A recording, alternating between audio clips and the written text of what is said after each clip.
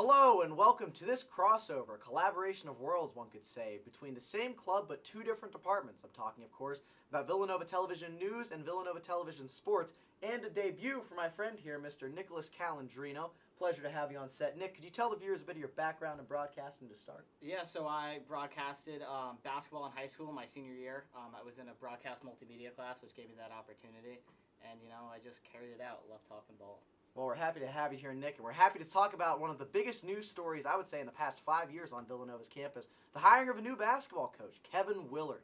So, first, I want to start with Willard recently at Maryland. Obviously, there the last 3 years. Nick, could you talk about his successes, the recent Sweet 16 run? What are we talking about? Yeah, so obviously this team was their best of the 3 years at Maryland. First year made the tournament, second year did not, and obviously this year, Sweet 16 appearance, which is very recent, and that all came down to recruiting. Obviously, the Crab Five is big names like Derek Queen. You have Rodney Rice.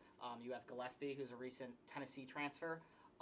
That team was amazing, and Willard, I know, caught some heat from the Maryland fans because of his departure, but I just think we're glad to have a coach that has had recent success. Absolutely. Recent success and proven ability to win in late close games. I'm talking about the round of 32 game against Colorado State, a 12 seed.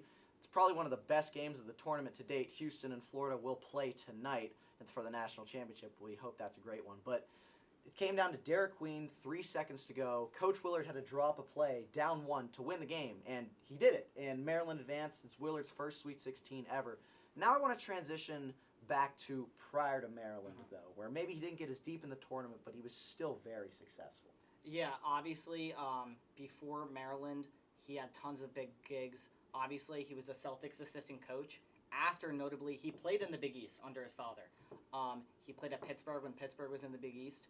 He followed Pitino to the Celtics, where he was at, I think, for about 7 years, or 3 years, and then he went to Louisville, where Pitino was the head coach. So he has really big roots in the Big East, obviously playing in the Big East, being under Pitino for all those years, and I just think it makes sense. It's like a match made in heaven with him and his roots. Yeah, absolutely. And then moving on, we got Iona and Seton Hall as well. I think Seton Hall is the one we want to talk about the most. If you want to talk about the Big East ties, that's really where Willard made his bread and butter as a coach.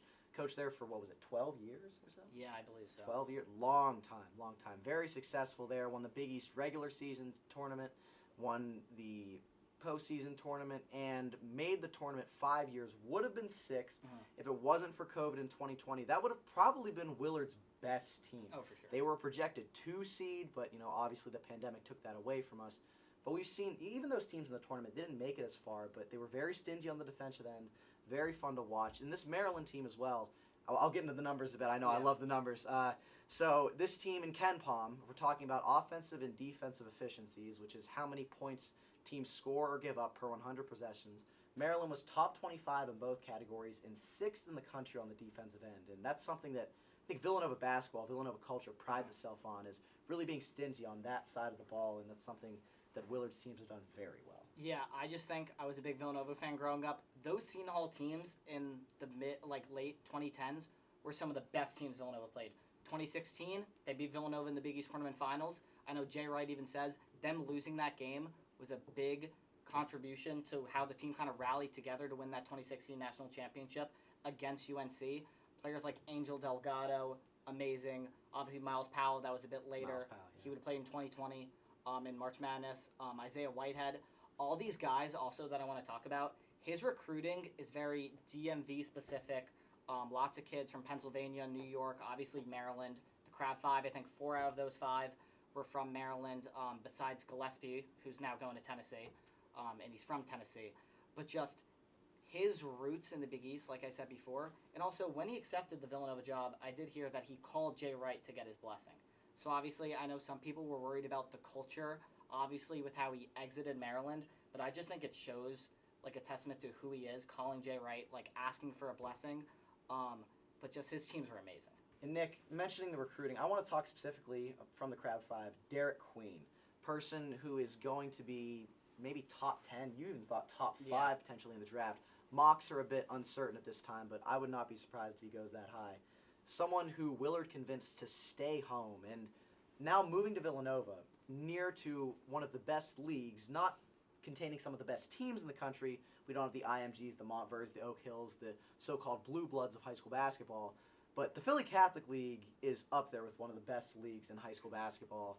And some of the recent talent coming out of there. Jaleel Bethia went to Miami, just transferred to Alabama. I believe it was today, a 5-star transfer prospect. Fantastic player, Philly Catholic League. Thomas Sorber, another name that many Villanova fans should know and not think too fondly of. He played pretty well against us in that one matchup early in the season against Georgetown, another PCL product. And so if Willard can get these guys from the local setting, it bodes very well for our future. Yeah, I obviously think it's different because transfer portal is a big thing. True. Obviously, Villanova got a name yesterday from Maryland. We obviously got one of Maryland's guys for class of 2025, Christian Jeffrey, who I think is going to play a big part of this team. 6'3" guard, NBA build, I'd say, even though he is 18. I think he's going to be a big contributor, whether that's a starting point guard coming off the bench. I doubt he starts freshman year, but he's a 4-star. I believe he was a top 70 player in his class.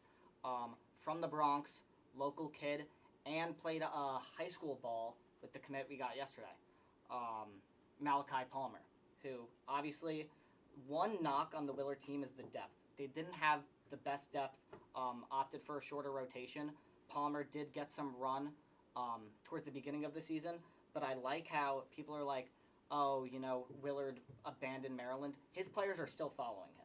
So I think that's a good sign for us, as if he didn't burn those bridges. Yeah, absolutely. Rodney Rice is another name that's still in the portal right now, but if we are able to pull him from Maryland to Villanova, that would be huge. I just want to wrap this video up to talk about what's to come for this program. Obviously, the transfer portal this year is going to be huge. I don't know if it's going to revolutionize us back into a Final Four team in 1 year. That would be incredible, but that's probably not going to happen. But what are some of the names you're seeing? I'll go first. I don't know if it's going to happen, but Trey Hallman out of Michigan State is a great guard prospect. Apparently took a visit to Villanova. Or he's about to, I believe. About to take a visit. That's another great name. What are some other names you're seeing that could be Villanova faces next year? Rodney Rice I would love. Obviously from Maryland, is familiar with Willard's system. He would be awesome either at the 2 or the 3. There's also someone from Bosnia. I believe he's a bit older. He might be 20. Who's about 6'7", and he shot, I believe, over 40% from 3. That's pretty good. So that'd be awesome. I know we've been missing kind of that 3-point shooter. Obviously, we had Brendan Housen, who actually just entered the portal today. He's at Villanova, then went to Kansas State, just entered the portal. Perkins is that lights-out shooter, but I think getting the guy from Bosnia would be massive for the program. Yeah. Well, there's a lot to be hopeful for, and we're certainly excited. There's a new, reinvigorated hope, I'd say, around this program that we weren't really feeling. Obviously, we wish the best to Coach Neptune, but just wasn't working out. 54-47, did not make the tournament in any of the 3 years. It was time to move on. Also, one last little bit of news. Coach Mike Nardi is not going to be staying with the program. That is a bummer. Had a nice run in the Crown tournament, but again, even looking at the UCF game, recent sample, late game collapse. Villanova, I believe, had a 93% chance to win that game according to win probability, and we lose in overtime. So I think it is time to completely go to a new system, and that's what you're doing now. Any final remarks, any hopes? Yeah, I would just say kind of the way the season ended was fitting, although sad. Obviously, a late game collapse. One free throw at the end would have done it. They chose not to foul, down 3, which I definitely disagree with. Obviously, UCF hits that big 3 late and then obviously wins it in overtime. I think it's sad to see Nardi go. Obviously, He's been with this program forever, but I do think we need some new life.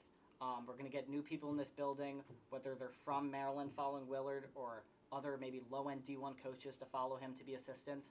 But, I'm going to miss Nardi, and I'm sure many fans will, but I'm excited that we're going to see some new faces. I think that's what the program needs, and I think the students are going to enjoy it, and it's kind of a new breath for Villanova basketball for sure. And viewers, you've heard a lot from the two of us about what we think about the Kevin Willard hire, but now let's hear from the students and Mary with the interviews. Hello, and who are we here with?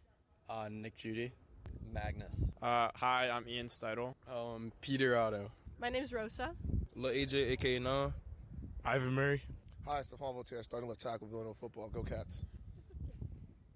Hello, could you please tell us a little bit about how you feel about the future of men's basketball here on campus? With the new coach, Kevin Willard, Yes. Sounds like a good guy. One of my friends, Christina Dulce, she was on the basketball team here. She transferred to Maryland. She told me, he's a good guy. The guys in the team over there liked him. And a lot of them, entered the portal. So possibly they'll come on over here. We have about like 8 scholarship spots open. So, I want to see us back to like how we were like in my freshman year when we made it to the Final Four, stuff like that, I feel like he's a good coach. I mean, he coached Maryland to the to March Madness tournament, and I feel like he'll do the same next year for Villanova. I can tell that there's a lot of excitement, especially just scrolling through social media. Everybody's posting about it, and I'm excited. I'm really feeling hopeful about the future. I'm pretty excited. I'm a freshman, so I've only followed Villanova basketball for like 1 year, but I wasn't too impressed by Neptune, and he had a good team in Maryland, so hopefully he can bring some of that here. I feel like they got a bright future. A lot of great things to come. I also agree. I feel like they have a bright future. Change is good. New coach equals change. Change is good. Did you come to Villanova because of basketball? Were you aware that it was a big basketball school? I was super aware that it was a big basketball school. It drove my decision a little bit. I knew it was a big basketball school. I was not excited for the culture. Yes, I came to Villanova knowing that the basketball team has a very strong national presence in the competitive space and does really well in other tournaments most of the time. And how do you feel about Kyle Neptune? Do you think he left a good legacy? Do you think he needed to leave? How do you feel? Did he leave a good legacy? Unfortunately not. They just didn't give him enough real time to develop. Like, you try to say he lost the games. The players played too. All right, I have on the team, on my own team, the onus to do what I have to do.